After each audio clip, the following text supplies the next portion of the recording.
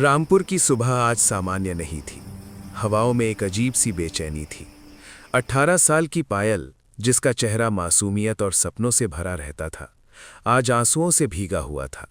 वो अपने माता पिता के जाने के बाद अपने मामा मामी के भरोसे थी, लेकिन उसे क्या पता था कि वही रक्षक आज भक्षक बन जाएंगे। घर में पायल को जबरन दुल्हन की तरह सजाया जा रहा था। नहीं मामी, मेरे साथ ऐसा अनर्थ मत करो। मैं हाथ जोड़ती हूँ, मुझे छोड़ दो। मुझे नहीं करनी ये शादी। अरे वो बूढ़ा है मामी, मेरे बाप की उम्र का है वो। अरियो कल मुही, जिबान कैंची की तरह चला रही है। चुप कर। अगर एक शब्द और मुंह से निकाला ना तो यही चिमटा गरम करके दाग दूंगी। सीधे सीधे तैयार हो जा, वरना घसीटते हुए मंडप में ले जाऊंगी। हमारे पास इतना फालतू पैसा नहीं है जो तुझे घर में बैठा के रानियों की तरह खिलाएं।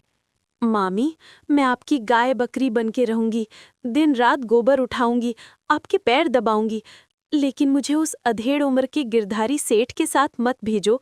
मेरी जिंदगी नर्क बन जाएगी मामी, दया करो मुझ पर। सुमन की चीखें पत्थर का दिल भी पिघला देती, लेकिन वहां मौजूद लोगों की आंखों पर लालच का पर्दा पड़ा था।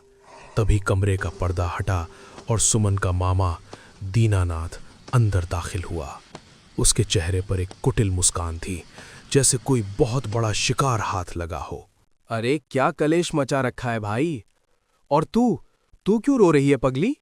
अरे तेरी तो किस्मत खुलने वाली है। वो गिरधारी सेठ कोई ऐसा वैसा आदमी नहीं है। नोटों की गद्दी पर सोता है वो। शहर में तुझे रानी बना के रखेगा, रानी। रानी नहीं मामा, दासी बना के रखेगा। आप सब जानते हो वो 50 साल का है और मैं सिर्फ 18 की। ये पाप है मामा, अगर पुलिस को पता चला ना तो। अरे चुप, धीरे बोल। अगर उस हवलदार या गांव वालों ने सुन लिया तो बना बनाया खेल बिगड़ जाएगा। सेठ अगर बिना शादी किए चला गया ना सुमन, तो तुझे इसी घर में गाड़ दूंगा। तो गाड़ दो मामा, मार डालो मुझे अभी, लेकिन जीते जी मुझे उस कसाई को मत बेचो। मेरे माँ बापू होते तो क्या आप ऐसा कर पाते? माँ बाप? अरे वो तो तुझे हमारे गले मड़ के ऊपर से धार गए। अब क्या हम तेरे लिए घोड़े वाला राजकुमार ढूंढे? सुन छोकरी, बात साफ है। हाँ सुमन, सुन ले कान खोल के। हम तेरा बोझ अब और नहीं उठा सकते। और वैसे भी गिरधारी सेठ तुझे ले जाने के बदले हमें पूरे 50,000 रुपए नकद दे रहा है। 50,000। हमारे 7 जन्मों की गरीबी मिट जाएगी। सौदा पक्का हो चुका है। अब ये शादी होगी, चाहे तू हंस के कर या रोके। 50,000। सुमन की कीमत सिर्फ 50,000 रुपए लगाई गई थी। उसकी सारी उम्मीदें दम तोड़ गईं। उसे जबरदस्ती तैयार किया गया। बाहर आंगन में गिरधारी सेठ मूंछों पर ताव देते हुए अपनी खरीद का इंतजार कर रहा था। मंत्र पढ़े गए, आग के फेरे हुए, लेकिन सुमन के लिए वो फेरे नहीं, बल्कि उसकी आजादी का अंतिम संस्कार था। चलो भाई दीनानाथ, अब हम चलते हैं। गाड़ी बाहर खड़ी है। और हाँ माल अच्छा है, तुम्हारी बाकी रकम तुम्हें भिजवा दूंगा। सुमन को एक बेजान गुड़िया की तरह गाड़ी में धकेल दिया गया। गाड़ी गांव की धूल उड़ाते हुए शहर की ओर बढ़ गई। पीछे छोड़ गई सुमन का बचपन और उसकी मासूमियत। लेकिन सुमन नहीं जानती थी कि शहर की उस बड़ी हवेली में उसका इंतजार कोई रानी की गद्दी नहीं, बल्कि एक और भयानक सच कर रहा था। गाड़ी लखनऊ की बड़ी बड़ी सड़कों से होती हुई एक आलीशान हवेली के सामने रुकी। बाहर से देखने में वो घर स्वर्ग जैसा था, पर अंदर जो सच छिपा था वो किसी भी नर्क से ज्यादा खौफनाक था। सुमन को गाड़ी से उतारा गया। गिरधारी उसे बांह से पकड़कर सीधे बड़े कमरे में ले गया। ये घर तो बहुत बड़ा है, पर यहाँ इतना सन्नाटा क्यों है? तभी सोफे पर बैठी एक उम्रदराज औरत उठी। उसकी आंखों में कोई ममता नहीं, बल्कि एक अजीब सी जलन और गुरूर था। उसने सुमन को सर से पांव तक ऐसे देखा जैसे कोई सामान परख रही हो। आ गई, जैसा सोचा था वैसी ही है, जवान और मजबूत। ये हमारा काम बखूबी कर देगी। आप कौन और ये काम की क्या बात कर रही हैं? ये मेरी पत्नी विमला और इस हवेली की मालकिन। अब से तू इसी के नीचे रहेगी। क्या? पत्नी? आपकी शादी पहले ही हो चुकी है, तो फिर मुझसे ब्याह क्यों किया? मेरे साथ ही धोखा क्यों किया? अरे ओ कलमोही, तुझे क्या लगा मेरे पति को तुझसे प्यार हो गया? सुन, हम दोनों की कोई औलाद नहीं है। हमें इस खानदान के लिए एक वारिस चाहिए, एक बेटा, और वो बेटा तू पैदा करेगी। हमने तेरे मामा को पूरे 50,000 दिए हैं, तुझे खरीदा है हमने। तू यहाँ पत्नी बन के नहीं, बल्कि एक मशीन बन के आई है, और जब काम हो जाएगा तो तेरी जगह इस घर की रसोई और झाड़ू पूछे तक ही रहेगी। नहीं, भगवान के लिए ऐसा मत कहो। मैं कोई सामान नहीं हूँ, मैं भी तो एक इंसान हूँ। दिन बीतते गए। सुमन के लिए वो हवेली एक कैद खाना बन गई। सुबह सूरज उगने से पहले उसे उठा दिया जाता। घर का सारा भारी काम, सफाई, कपड़े धोना, सब उसे अकेले करना पड़ता।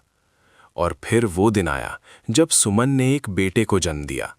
उसे लगा शायद अब उसकी किस्मत बदलेगी।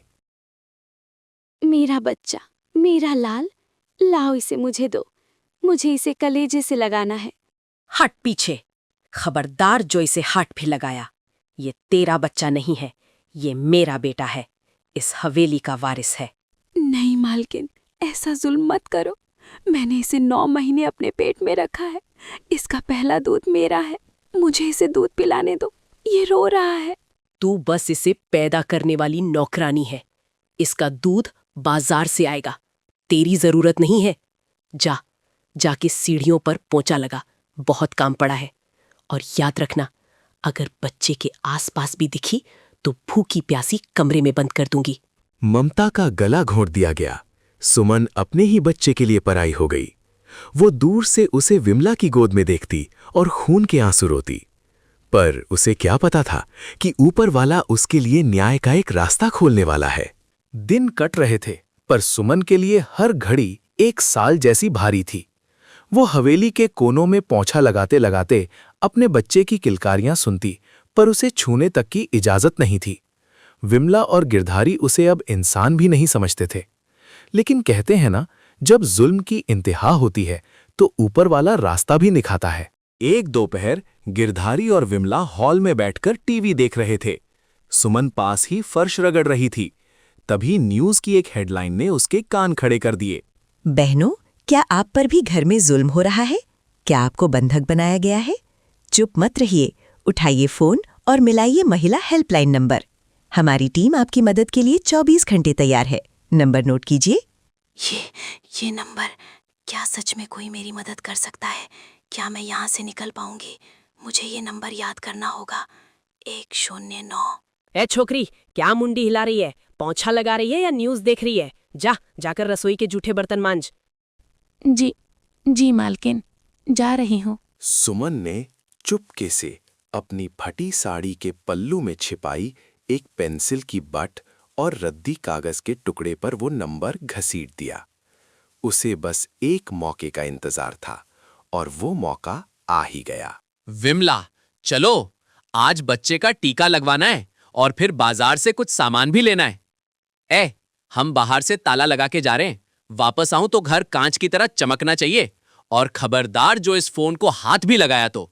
जैसे ही गाड़ी की आवाज दूर हुई, सुमन के पैर जैसे हवा में उड़ने लगे। उसने कांपते हाथों से लैंडलाइन का रिसीवर उठाया।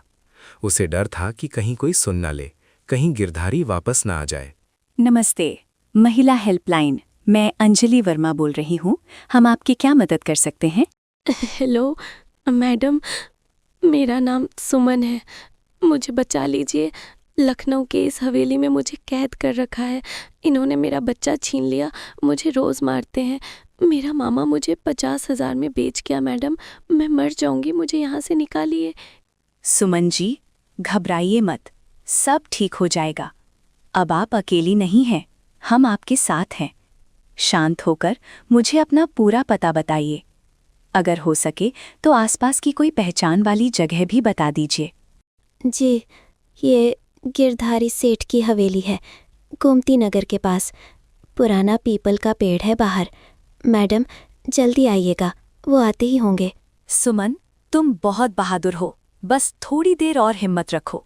मैं पुलिस लेकर अभी पहुंच रही हूँ। फोन रख दो और बिल्कुल सामान्य रहो। सुमन ने रिसीवर रखा और फर्श पर बैठ गई। उसका दिल ऐसे धड़क रहा था जैसे सीने से बाहर आ जाएगा। उसने पोंछा उठाया और फिर से काम में जुट गई। पर अब उसकी आंखों में डर नहीं बल्कि इंसाफ की एक चमक थी। उसे नहीं पता था कि अगली सुबह उसकी जिंदगी का सबसे बड़ा सवेरा होने वाला है।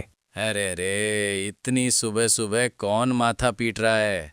जरा देख तो सही, कहीं वो पुलिस वाला फिर से चंदा मांगने तो नहीं आ गया? जैसे ही गिरधारी ने दरवाजा खोला, सामने अंजलि वर्मा और वर्दी में पुलिस इंस्पेक्टर विक्रम अपनी टीम के साथ खड़े थे। गिरधारी के चेहरे का रंग सफेद पड़ गया। सेठ गिरधारी, हमें शिकायत मिली है कि तुमने यहाँ एक लड़की को बंधक बना के रखा है और उसका शोषण कर रहे हो। तलाशी लो घर की। साहब, ये आप क्या कह रहे हैं? हमारे घर में कोई लड़की वड़की नहीं है। ये तो हमारा शरीफ खानदान है। यहाँ तो कोई नौकरानी भी नहीं है।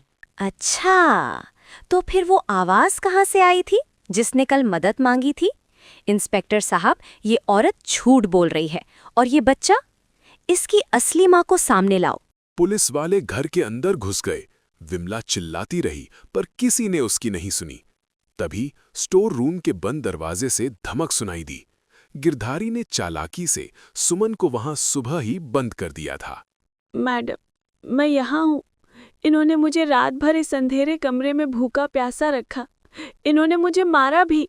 सुमन के हाथ पांव पर नीले निशान थे और उसकी आंखों में महीनों का दर्द था। उसे देखते ही इंस्पेक्टर का पारा चढ़ गया। हथकड़ी निकालो। बहुत शौक है ना तुम्हें इंसानों को खरीदने का। अब जेल की काल कोठरी में अपनी अमीरी झाड़ना। तुम दोनों पर अपहरण, बंधुआ मजदूरी और मारपीट की संगीन धाराएं लगेंगी। साहब, हमें माफ कर दो। हम इसे इसके गांव छोड़ आएंगे। बस जेल मत ले जाओ। गांव जहां से मेरे मामा ने मुझे बेचा था? नहीं साहब, मुझे वहां नहीं जाना। और सुन लो मालकिन, ये बच्चा मेरा है, मेरा खून है। इसे मैं अपने पास रखूंगी। तुम्हारे पाप का अंत हो गया। अंजलि वर्मा ने विमला के हाथों से उस मासूम बच्चे को लिया और सुमन की सूनी गोद में डाल दिया। जैसे ही सुमन ने अपने बच्चे को सीने से लगाया, उसकी सारी थकान, सारा दर्द जैसे धुआं हो गया। सुमन, अब तुम आजाद हो। तुम्हारे मामा और मामी को भी पुलिस ने रामपुर से उठा लिया है। उस सौदेबाज को भी सजा मिलेगी। तुम हमारे साथ नारी निकेतन चलोगी। वहां तुम पढ़ोगी, काम सीखोगी और अपने बच्चे को एक इज्जत की जिंदगी दोगी। धन्यवाद मैडम। आज अगर न्यूज़ में वो नंबर ना देखती तो शायद मैं मर जाती। आज मुझे अपनी और अपने बच्चे की जिंदगी दोबारा मिल गई। पुलिस की गाड़ी गिरधारी और विमला को लेकर जेल की ओर निकल गई।